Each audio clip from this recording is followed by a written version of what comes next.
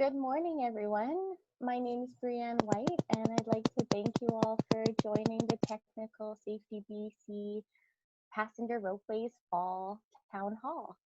Following our Spring Town Hall webinar, we received requests from many of you for more information on how to use your online services account, as well as more information on remote assessment. And we're pleased to be meeting with you virtually today to cover those topics and more. I am coming to you from Vancouver, which is also the home of our Renfrew office. And I'd like to acknowledge with gratitude is on the traditional territory of the Squamish, Musqueam, and Tsleil-Waututh First Nations.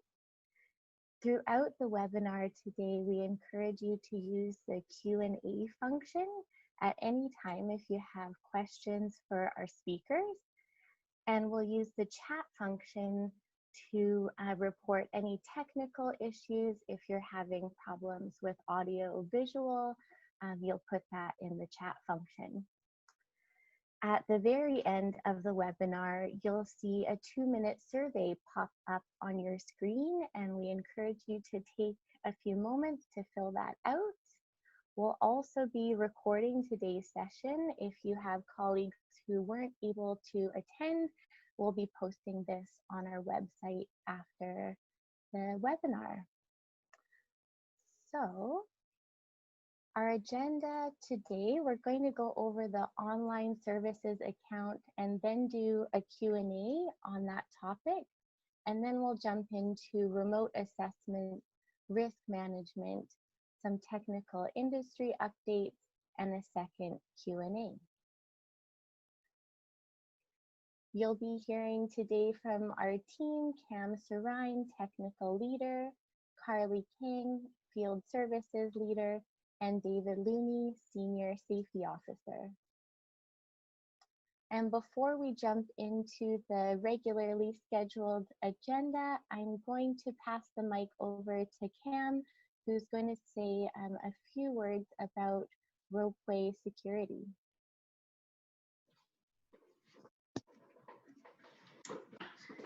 Thanks, Brianne. Hello all, I'm Cam Sarine, Technical Leader for Passenger Ropeways. And I want to thank everyone that's joined us remotely here for our Fall Town Hall Connection event. Really happy everyone could join, and hopefully we can give everyone some good updates as we lead into the 2020-2021 season. So we had to take a look at the presentation today and rejig a few things. And so first off, I wanted to acknowledge the recent incident at the Sea to Sky gondola. Technical Safety BC received this news early Monday morning, and we immediately began our investigation. Our technical investigation is currently running parallel with the RCMP investigation, and at this point, due to the early stages and the sensitivity of the information around this, we're unable to share much at this point beyond the fact that unfortunately there's extensive damage to the ropeway, and that fortunately no one was injured. As it happens, ropeway security was intended to be a topic or touched on as part of the technical risk portion of this session prior to us learning of this unfortunate event. And part of the reason why that was going to be added to the discussion today was we had 2 recent ropeway incidents that have occurred prior to this that involve public accessing ropeway towers after hours. Both of these previous events were deemed to not have any nefarious intent. However, one did result in a serious injury to a member of the public, and most certainly highlighted the need for greater awareness around this issue and continued diligence. In 2019, I shared with the group at a CWSAA meeting that Technical Safety BC had met with international regulators and discussed ropeway security. the consensus coming out of that meeting was that more research, more learning had to happen to understand this risk. And it was also recognized that there was no really easy regulatory solution to this issue. So moving forward, Technical Safety BC would like to facilitate a workshop or information sharing session with our partners from industry to discuss this risk and work towards a risk and safety solution as it relates to ropeway security. So in the coming weeks, we'll be reaching out to industry to work out details and encourage all who are interested to reach out to Dave Looney or myself after the session to express your interest in participating in this working group or workshop.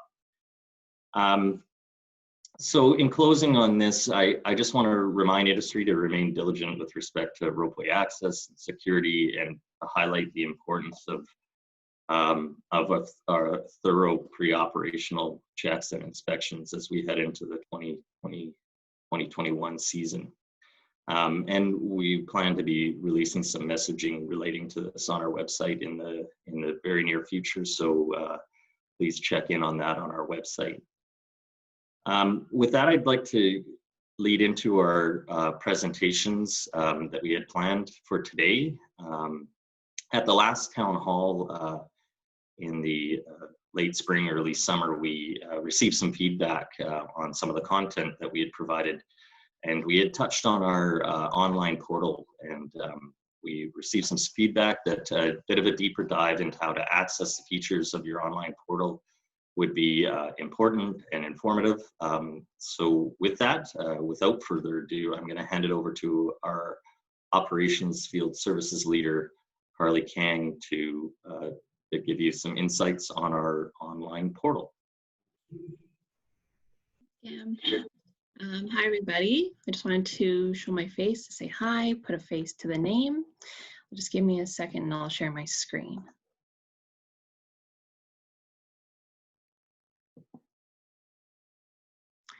Okay, so hopefully everybody can see my screen here. So again, my name is Carly Kang. I'm the Field Services Leader for Passenger Ropeways and Amusements.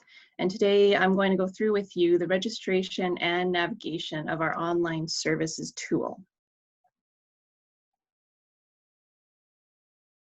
And as Brianne had mentioned, we encourage any questions and comments by using the Q&A function, and I'll try to answer any of these questions at the end of the presentation. So as an overview, here are some of the things that you can expect to see on an online services account. You can locate your permits, inspection results, and invoices. You can pay for those invoices, submit declarations, access PDF versions of forms, and view and declare code violations, which we also call non-compliances. This just shows a couple of different ways that you can get to the online services account. One is off our main homepage, and then the other one is a direct link. And I'll show you how to get on through our main homepage. So here we are at technicalsafetybc.ca. And once you're there, on the right-hand side, you just want to click on My Account. So if this is the first time that you're registering, you'll want to select this section that says Not Registered. From there, you'll just want to enter all your details. And one piece that I just wanted to highlight for you, it's going to ask for an account number. And if you need to look for that, that's on your invoice, on any invoice that's issued from Technical Safety BC on the top right-hand corner. Once you've put in all your details, you'll just submit that page. And then you'll see this pop up in green saying that you'll receive an email from us with an invitation ID and registration code.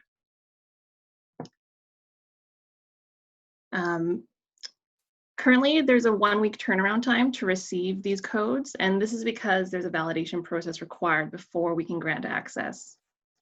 Part of that validation process is reaching out to the person who has the main email address on file with us to just confirm that the person requesting access can have it.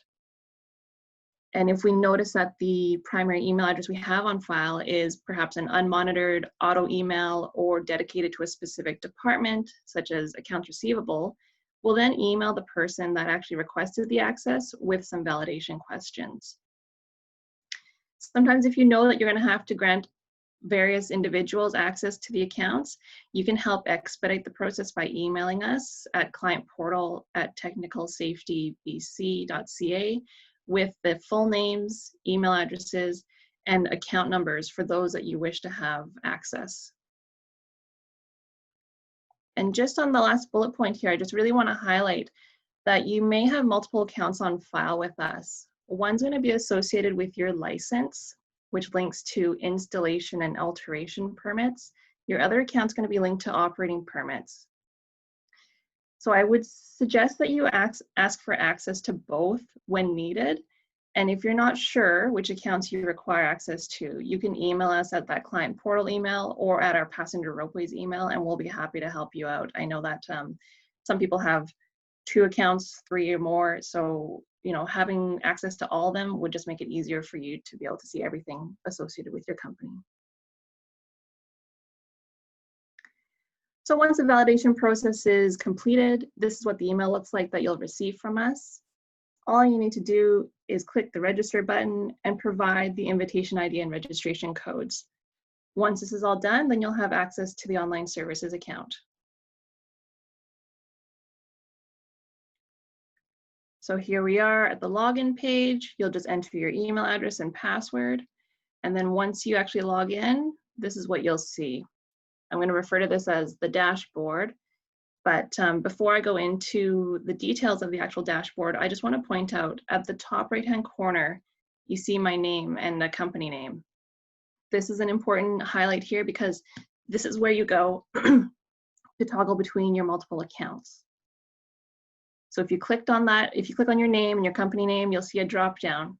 And you'll see I have 2 XYZ companies that look identical, but in reality, one is associated with my license, the other with the operating permits. So each account may have different non-compliances to view. They may have different invoices and different permits. So in this section, you can also view your profile account details with the option to change which one is your default when you log in. And you'll know which account you're in by seeing the account number in the dark blue bar at the top. So here you'll see I'm in the account ending in 699, but if I highlight one of the other drop-down names there, then I'll switch to the other account. So it's just an easy way to toggle between accounts. If you can't find something in one, check your other account and it may be in there.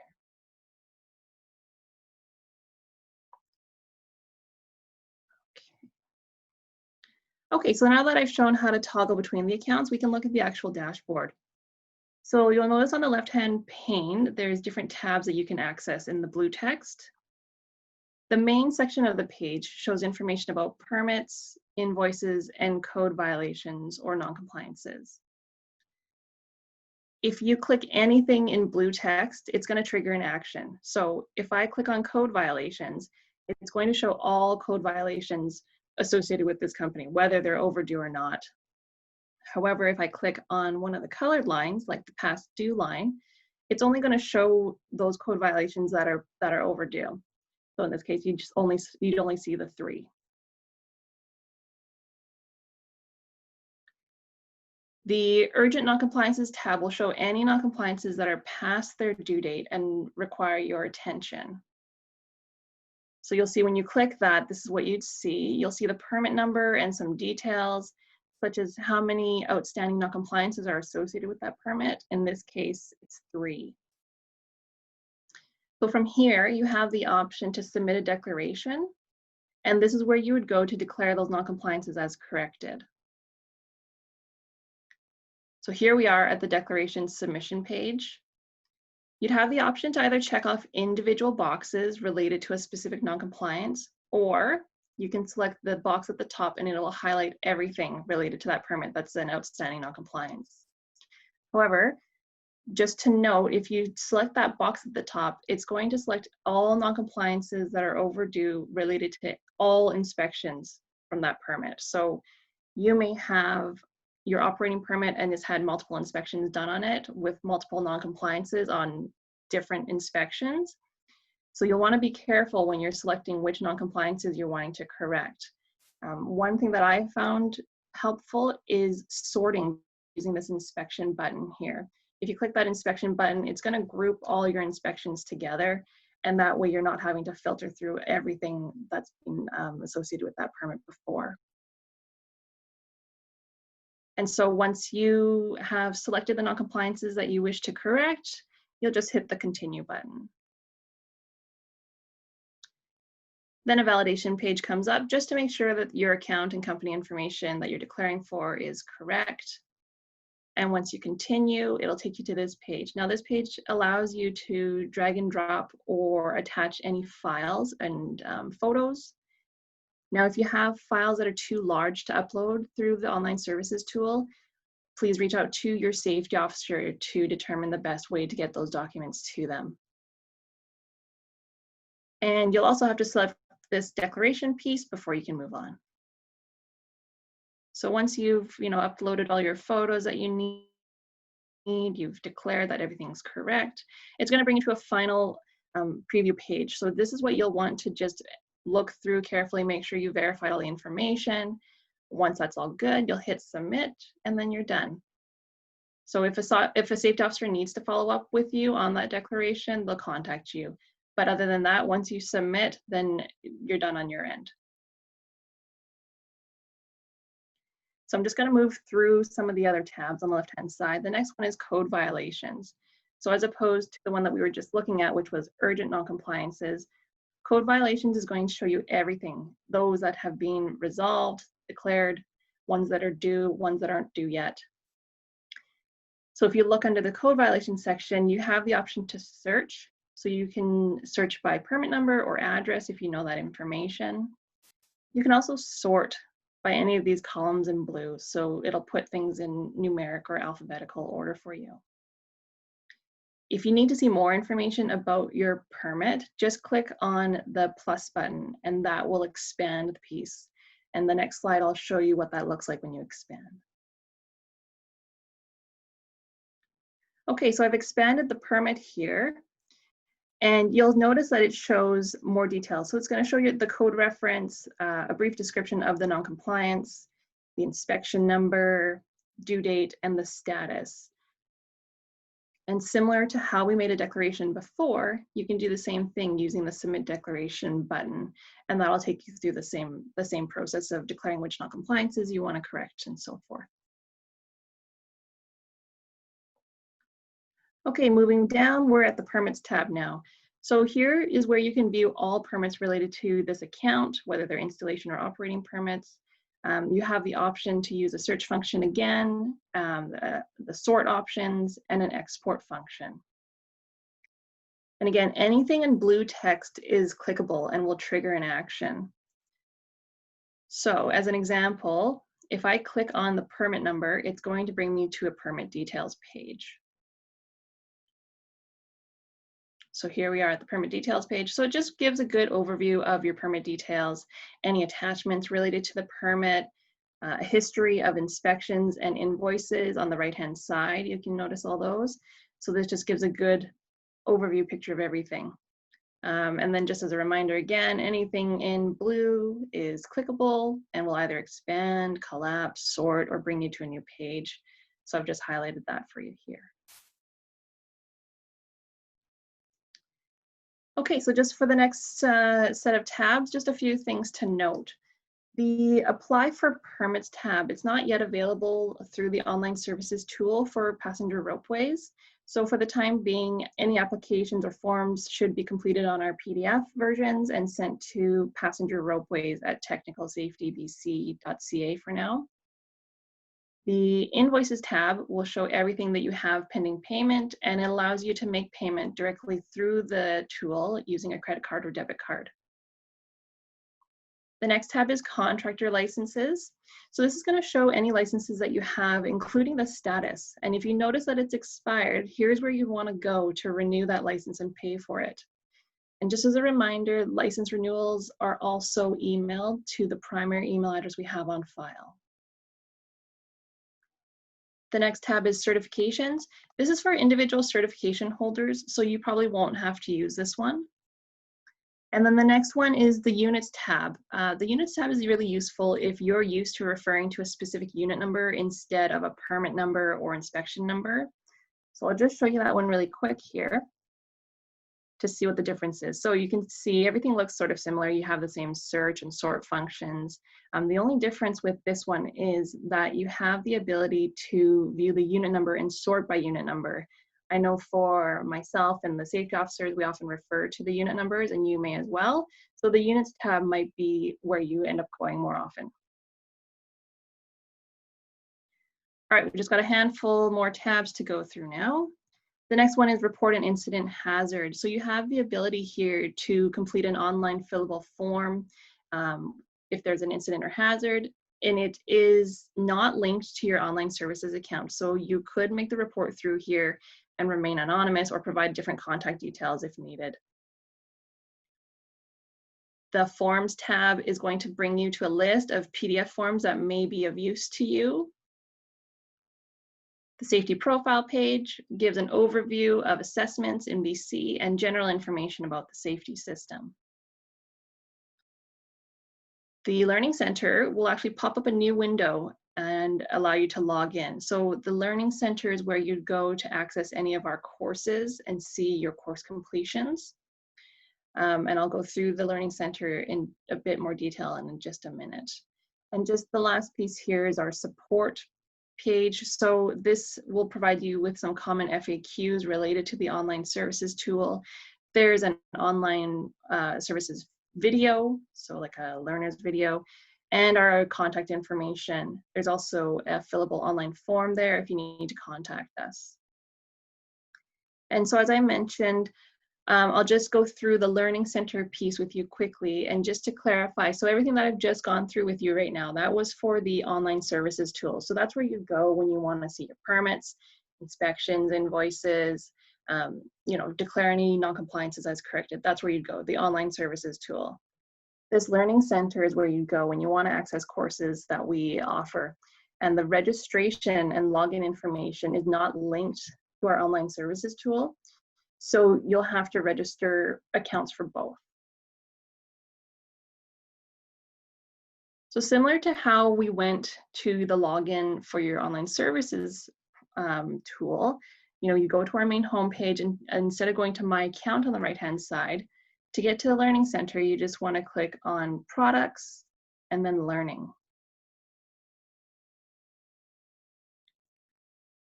From the Learning page, you'll want to select Register, and you'll be directed to the Learning Center site. You can confirm that you're in the Learning Center just by looking at the top left-hand corner. Whether you've registered before or not, you can just click the Login page at the top right-hand side. So if you don't have an account, you'll want to just select Sign Up and then fill in all your details. Otherwise, you'll just log in with your Learning Center account. And once you've logged in, you'll be able to see all of our featured courses, a course catalog, what courses you may have completed before. You can select courses by technology. So here I've selected Passenger Ropeways. And in that Passenger Ropeways folder, you'll notice that there's an Act and Regulations course. So all you need to do here is add it to your cart. There's no fee for this course. And from there, you can access it. And I think Cam will speak to this a little bit more later on. So that's the Learning Center for you. And that's the end of my presentation for today. So if you guys have any questions, you can feel free to use the Q&A function, and I'll try to answer any questions that you have. Great. Thanks so much, Carly. That was great. So just looking for any questions coming in here. We'll give everyone a moment to submit your questions for Carly on that presentation before we move on. And also, if there are questions you think of after the presentation, or you're using the online account and run into any trouble, you can always write to us at passengerropeways@technicalsafetybc.ca. So it looks like you've done an excellent job and explained the online accounts really well, because we don't have any questions about those. So thanks so much, Carly. Appreciate your presentation there. And it looks like we'll jump into the next part of our presentation. So just bear with me while I change the screen here.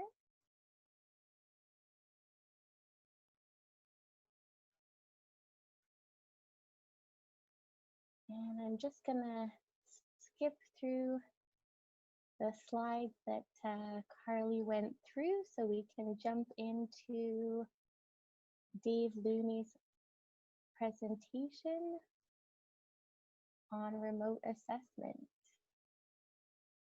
Let's see.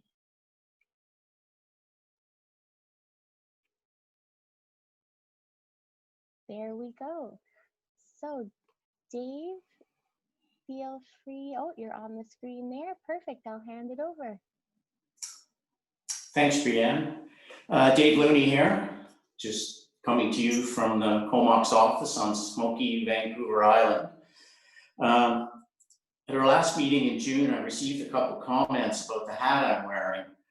And so I just thought I'd show it to everybody. It says Forbidden Plateau, which is gone but not forgotten by the people of the Comox Valley. So I'm going to talk to you about remote inspections for passenger ropeways and conveyors. The picture on the left is of Mount Cain while I was doing a physical operation inspection. Most of you would know what that is. We come and visit you while you're in operation, look at more the daily checks being done, signage, towpath condition, operators present doing their job, things like that. On the right, that's from the acceptance inspection. That was a physical inspection, of course, for the peak-to-peak gondola. So up till now, almost 99.9% of our inspections were always physical inspections. But now I'm going to talk about why we're doing some remote inspections. Next slide, please. What is a remote assessment? Well, basically it means we're not on site. We're not at your location. So we have information, the gear on the left, that you about your ropeway we need, you send it to us and we review it. Could be videos, pictures, live chat using Zoom, FaceTime, or some other method. It could be documents, be it PDFs or Word documents, etc.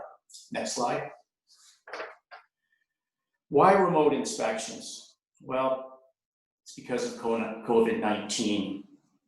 On March 13th, we stopped working in our offices and going out in the field and doing inspections unless they were safety critical or a high risk incident. We continue remotely to fill our mandate of ensuring the safety of the infrastructure of British Columbians and at the same time protecting our employees and clients. So, you know, till we knew more on COVID, we were doing things remotely. Why remote inspections? Back one, Brianna. At the time, there was a shortage of PPE. There was concerns about traveling. A lot of hotels weren't open. You know, safety officers having to interact with your staff, having to stay in hotels, having to eat meals in restaurants. You know, travel that's related to it. And if any of your staff or our staff had any underlying medical conditions. So next slide now, Pam. So how does it work? Well, we've been doing these type of inspections for amusement rides for quite a while for inflated devices. It's usually, for those, it's a remote location that we can't get to right away. So we came up with a declaration for the amusement ride side that was submitted with supporting documents, and then we would do a follow-up inspection once we were in that location again. So now, what are we doing? So there's input, that's data you send to us. There's output, which can be the information from your maintenance system, pictures you take, videos you shoot, live web chats, and they're related to your piece of equipment, and that comes to us, and we review that. Next slide, please. What's changed? Well, the biggest change is we're not there physically on site to look at pieces of equipment. Whether that's visually or tactile, touching items, taking measurements, seeing equipment running. Now that information has to come to us remotely, either by telephone or over the internet, emails, live, etc. Next slide. What do you have to do if you've been assigned a remote inspection? Well, the safety officer will contact you directly to arrange a remote or in-person inspection. So for remote inspections, most of those will be related to our passenger ropeway operating permit RAP inspections. We've talked about RAP inspections in the past.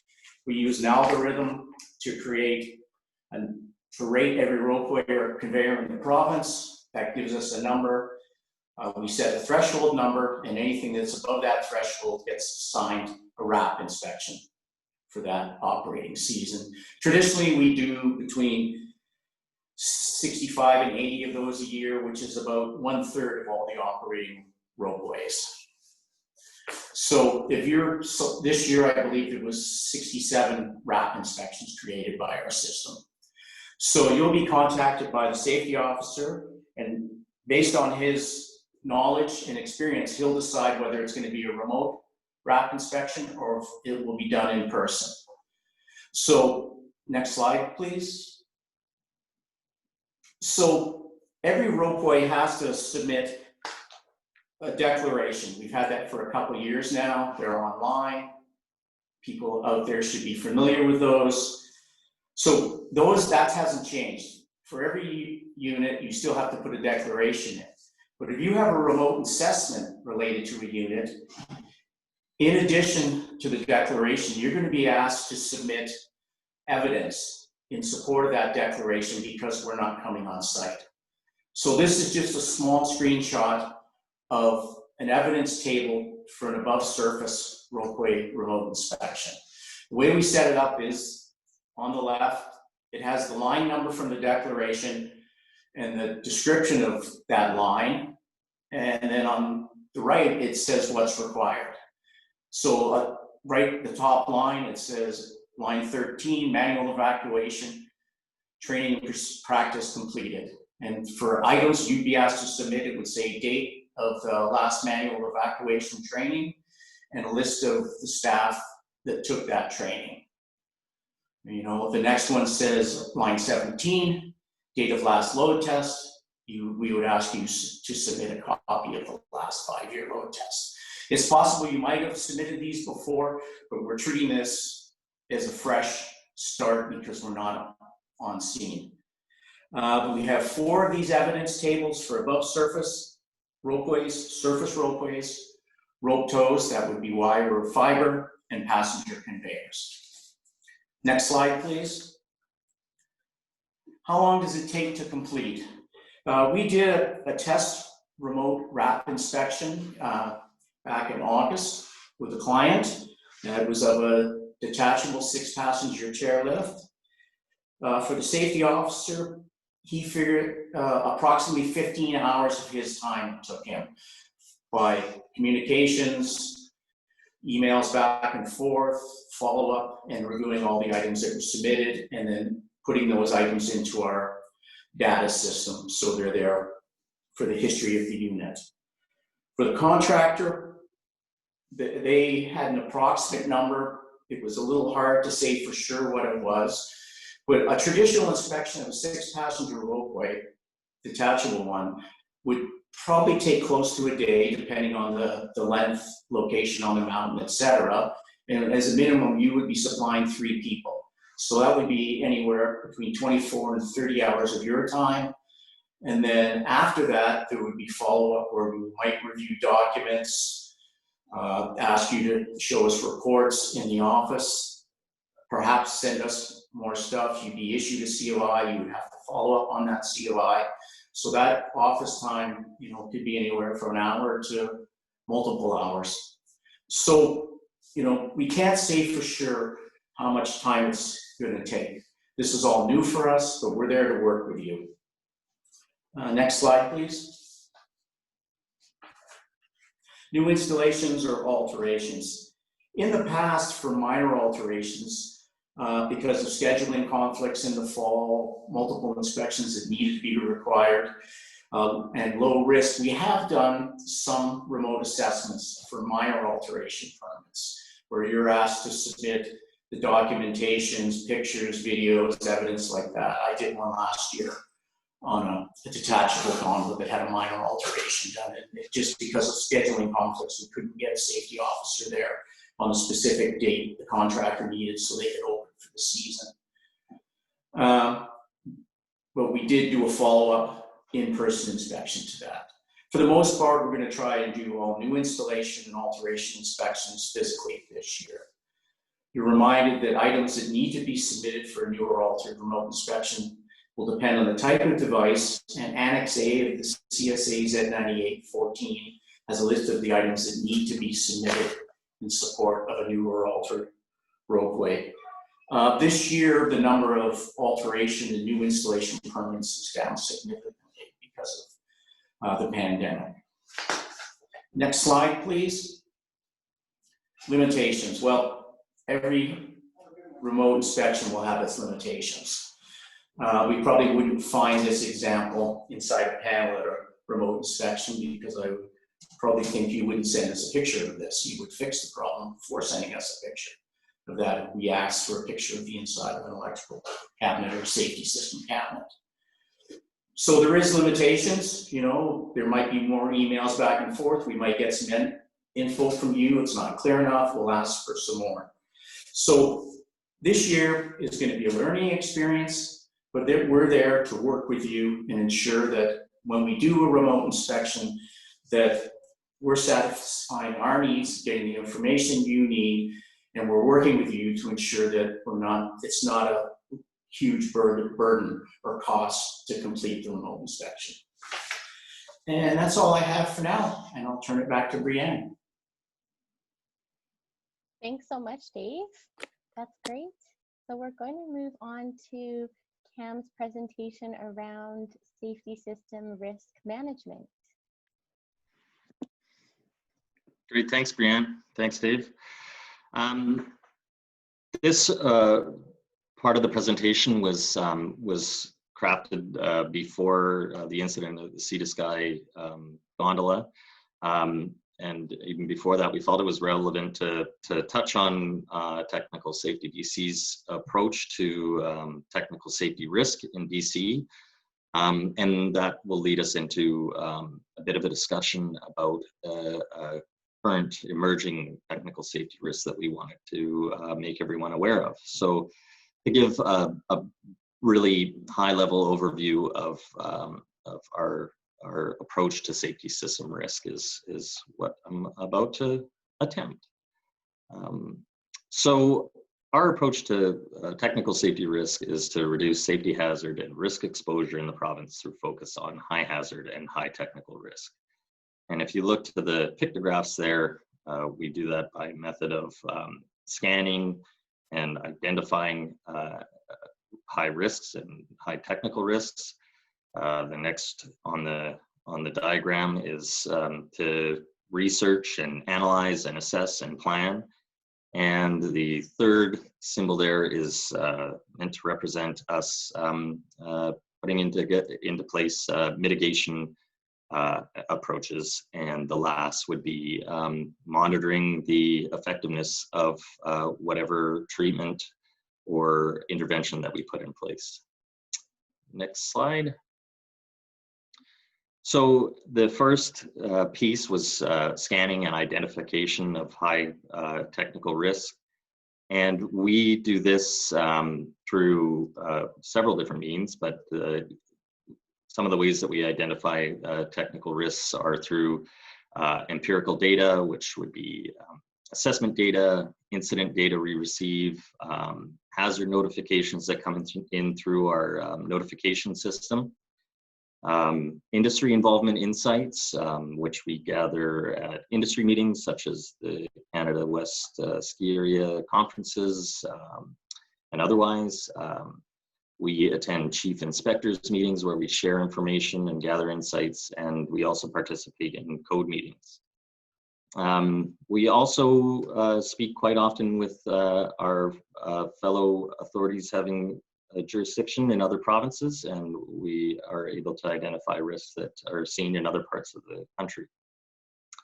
On the right-hand side of the screen, we are moving more to where we're putting in some more work on researching and analyzing and looking at the risk itself. So we take a look at the actual safety risk that's related to that identified risk. So we look for causal factors, what hazards are associated. We delve into what ability we would have to improve safety through intervention. So is there behavior change required? Is the best approach education?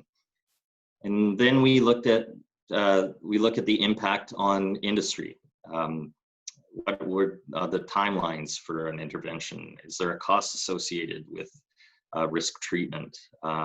Is there a requirement for worker certification, for example, in other technologies? And then we look at the current regulation and see what regulatory tools would be most appropriate, what portions of the code and standard would apply. Next slide. And if the research indicates that an emerging risk requires intervention, then we would move these into what we call an active risk. So I should actually go back a little bit. When we do identify a high technical safety risk that we feel needs attention, it goes into something that we call our risk registry, and it would be entered into that as an emerging risk, and it's something that we would begin to monitor. And so getting to this part is where an emerging risk has been identified as something that probably requires intervention, and that's where we would go to our planning and our intervention phase, which could include specific targeted risk treatment plans. Most often includes a lot of stakeholder consultation. We look at what resources are available to execute this, and we also develop implementation plans. And then back to the final stage where if intervention is put into place, then we would monitor that to determine its efficacy, and if required, make tweaks and revisit, or eventually if the risk is mitigated to a point where it is no longer a imminent hazard, we would then look to archive that risk. If we go to the next slide. So what's on the radar right now? If I can take a minute and speak to other technologies, some typical emerging or active risks for other technologies that we regulate and oversee. If we look at electrical risk, would be shock hazards and uncertified products. For boilers and refrigeration, it could be ammonia release.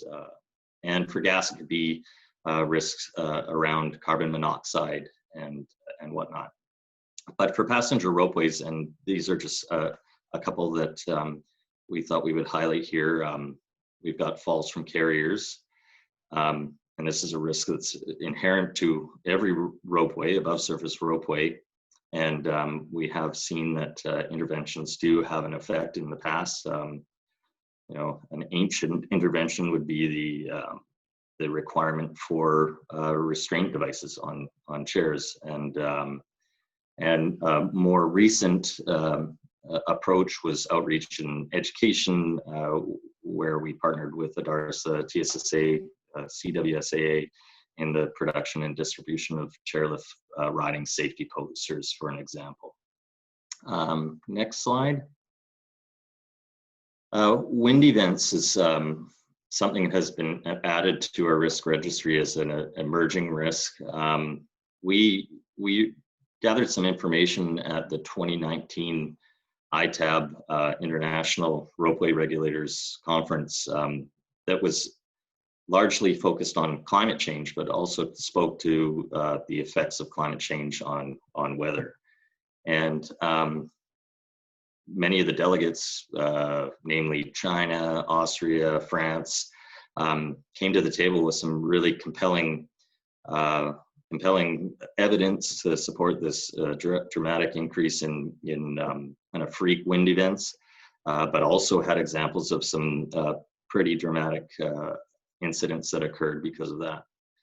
On the left-hand side of the screen here, we've got just a graph that was provided by Switzerland, I believe, showing wind and hurricane data that they've received, and they've obviously noted since 2000. So in 20 years, a sharp increase in wind events in Switzerland that have affected ropeways. We also have gathered information on projections from the BC government that suggests that coastal windstorms and high winds are expected to increase in BC as a result of climate change, meaning we could see similar impacts eventually in BC. So since this has been added as an emerging risk, we've noted actually 4 wind-related incidents and hazards, and we plan to continue to research and analyze this risk. Next slide. And this leads into me handing back over to Dave Looney, but we are about to speak to you about a current emerging risk that relates to detachable grips and their service and rebuild procedures. So with that, I will hand it back to Dave Looney. Thanks, Cam. Can I have the next slide, please, Brianne? Here we go. Just a couple, 3 pictures here of detachable grips and a detachable ropeway. Detachable grips have been in use in British Columbia since the mid-60s, but they really became more common in the late 80s and early 90s, where more ski areas installed new detachables, replaced existing lifts with detachables, upgraded lifts to detachables. Each manufacturer has more than one style of a detachable grip, and there may be different versions of that specific grip. And in your area, you may have 2, 3 versions of one style of grip, or maybe only one style. Maybe you only have one detachable. Next slide, please. So why are we talking about this? Well, in the last 2 years, we've had 4 incidents related to grip service, rebuild, reassembly, reinstall, anything to do with the grips maintenance process. In 3 of these instances, the grips were put into service with components incorrectly installed. In one of those 3 instances, it resulted in a carrier sliding down the haul rope backwards. Luckily, there was no injuries or further damage to the equipment. And in the 4th incident, we had grips that were operating that did not meet the manufacturer's requirements, and they exceeded the maximum wear allowances from the manufacturer. So next slide, please. So what did we find when we investigated these 4 incidents? Well, a few of the things we found were a secondary quality control check may not have been done or incomplete. Depending on the vintage of your grip, it may or may not be required by your manufacturer. Different versions of grips have different parts. One specific grip manufacturers required checks not to be completed. Other operators with the same grip did not consistently perform this check. So in one incident, we found a certain check wasn't being done on a yearly basis. When we followed up with other operators that had that same type of grip, we found most of those operators weren't doing this specific check either. Manufacturer's bulletins were in place for 2 of the incidents that specifically mentioned to do this certain check to make sure the specific component was installed correctly. And the other thing we came up with, we had brought this up at the last, in the 2018 and 2019 spring and fall meetings, reminding people about the importance of rebuilding detachable grips. Your staff are trained, that you have reviewed your manuals and everything is up to date. So we have talked to the industry about it, but since we had 2 more incidents this year, we felt we need to put it on our hazard risk profile and start looking at it more. Next, please. So what are we recommending? We're recommending that you do a secondary quality control check to be formed before the grip leaves the shop and after it is installed into the carrier. Written quality control procedure developed for each type of grip and vintage. That would be for rebuilding, servicing, NDTing, and reinstalling into the carrier. Documented training. So specific training for each style and vintage of grip you have, and that training is documented for anybody that's going to work on those grips. Quality control check sheet developed and utilized, so you have a check sheet and it shows what has to be done by the primary person who's rebuilding the grip and the person who's doing the secondary quality control check. What we found in one instance was in another area, they had something noted on their check sheet relating to one of these incidents, and when we reviewed the documents, it just wasn't being done every time. And part of that was because that one item that had to be checked was done back in the field once the carrier was back on the haul road. It wasn't done in the shop. And the fifth item we're recommending is you do a manual review and updates your maintenance programs and schedules if required. You know, if you're unsure, contact your manufacturer. These are your lifts, and it's your responsibility to know your equipment. So depending on the vintage and the style of grip, one manual might say one thing and a newer manual might have further items. If unsure, like I said, contact your manufacturer. Next. Next steps. So what are we going to do next? We're going to consult with industry, and we're going to review appropriate measures for treatment. So, you know, we're going to engage with the industry and say, what can we do? Do we need to issue something to you that makes it mandatory? Do we need to issue something that clarifies what the code says? Do we need to just inform you of that through a method on our website, etc.? The next steps will, of course, be when we're doing inspections of detachable equipment. Our safety officers are going to be following up on this. Show us that you've done all the required checks. Did you use a double check on this? Next, please. So on to other incidents. Unfortunately, we had another step. The number of incidents reported, of course, is way down since most operators closed in March. But we had a couple of note here. We had a staff member left on a ropeway. Unfortunately, we still seem to get 1 or 2 of these a year. As I said at other presentations, we've been lucky again. The person was noticed in this case on the ropeway was restarted. Other ones we've had, the person's had a cell phone, they've had a radio, they've been able to communicate. You know, in the past, we've had people left on a ropeway all night. Luckily, there was no injuries from that. But it's just a reminder, it just comes down to miscommunications between staff. Usually we see what happened, and maybe a staff member jumped on late. The operator wasn't present and somebody got on the ropeway, but this is a very important training reminder.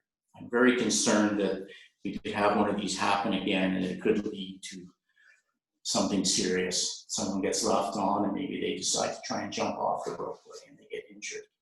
You know, the worst case would be they get left on all night in very cold temperatures. The other one we had a surface platter lift get hit by the dump truck at the return station area, which caused significant damage to the ropeway. In the past, we've talked about, you know, other equipment around ropeways. You know, specifically we had talked about snowcats and winch cats, but in those items we also talked about cranes, concrete pumper trucks, things like that.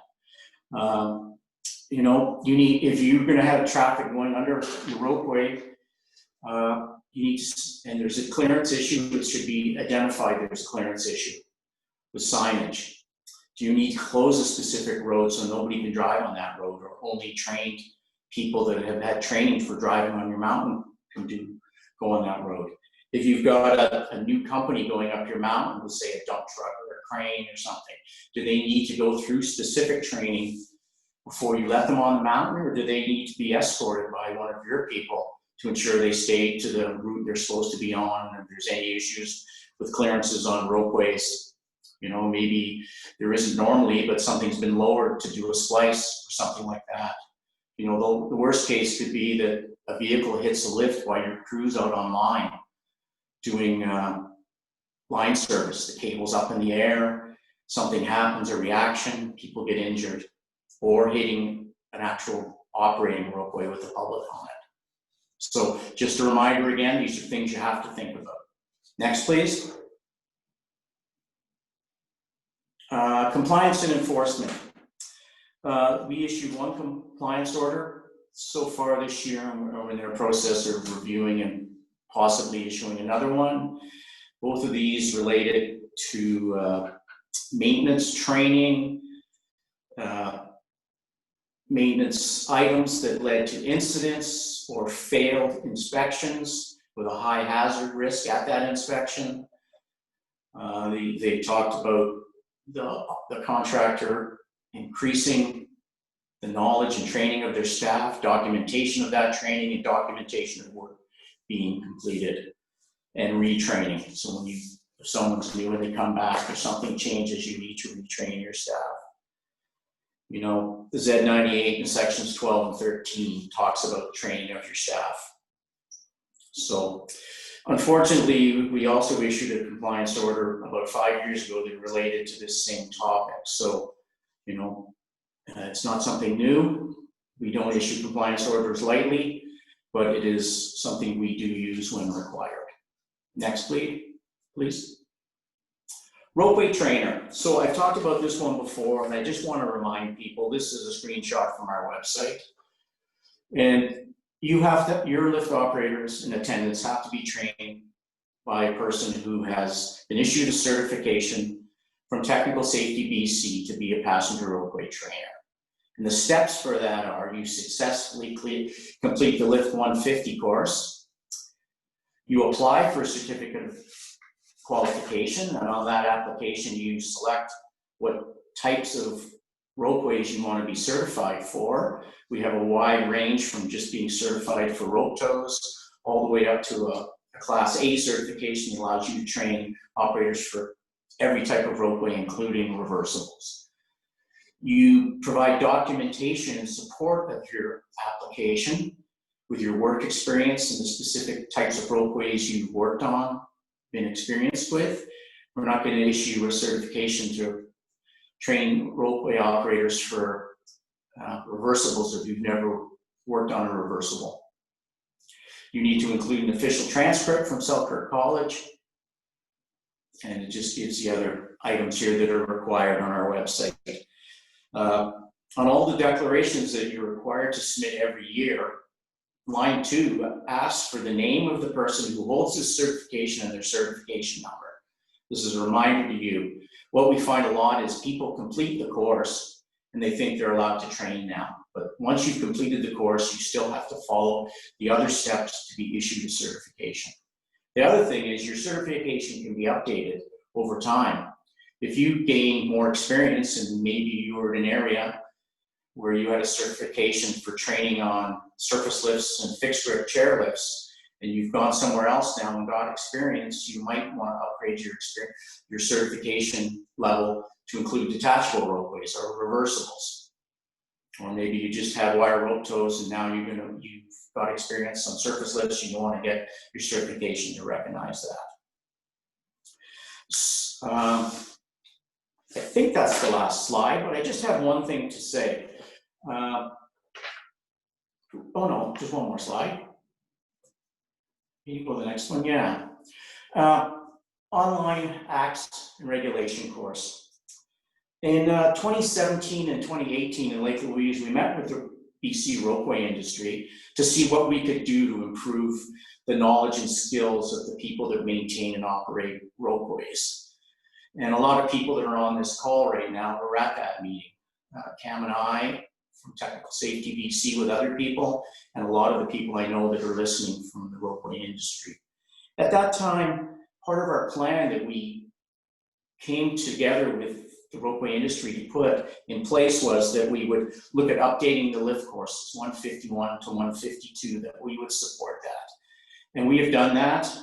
Hats off to Selkirk College and Bob Bell for updating those and continuing to update those. We provided manpower and monetary means for this, and we continue to support. Actually, this week they've been up at Big White, Bob Bell and some Selkirk College people and a couple of our safety officers creating videos to go with the online course, so that if you can't get to the in-person physical part at the spring seminar, as like we didn't have this year because of the pandemic, that there'll still be ways to get your training.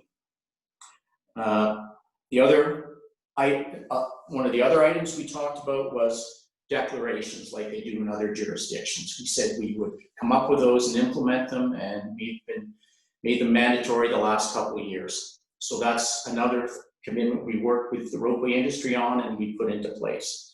And another one was the acts and regulation course. That's in the June meeting we talked, it was done, it was going to be on our website, and it's there.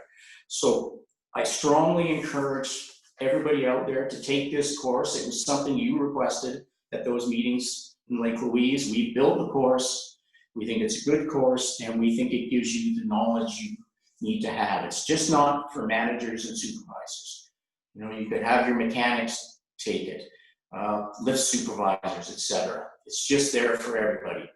It's free, as Carly mentioned. It's quite easy to log in and get access to it. So please think about taking this course. And that's all I have. Thank you very much for joining us. Thanks very much, Dave. Thanks, Cam and Carly, for your presentations. And so as always, you can stay connected with us by writing to Passenger Ropeways at Technical Safety BC. And you can also sign up for newsletters, safety notifications, and education events by going to our website. So now we'll open up for Q&A. So feel free to find that Q&A button on your Zoom and type your questions in there.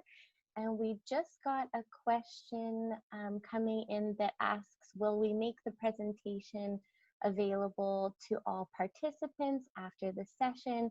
And the answer is yes. We'll be sure to send the presentation along with the recorded session to all attendees, and we'll also be posting that on our website so you can have that available. So we'll just give folks a moment to type in your questions.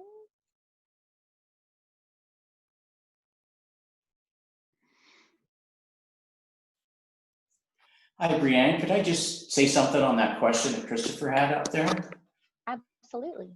Yes, Christopher. Well, it won't just be Technical Safety BC. We're lucky in British Columbia. We have a lot of passenger ropeway operators that are on the Z98 committee, and we'll make sure those people are involved, whether it's operators or engineers, anybody that has and feels they have good input for this around security of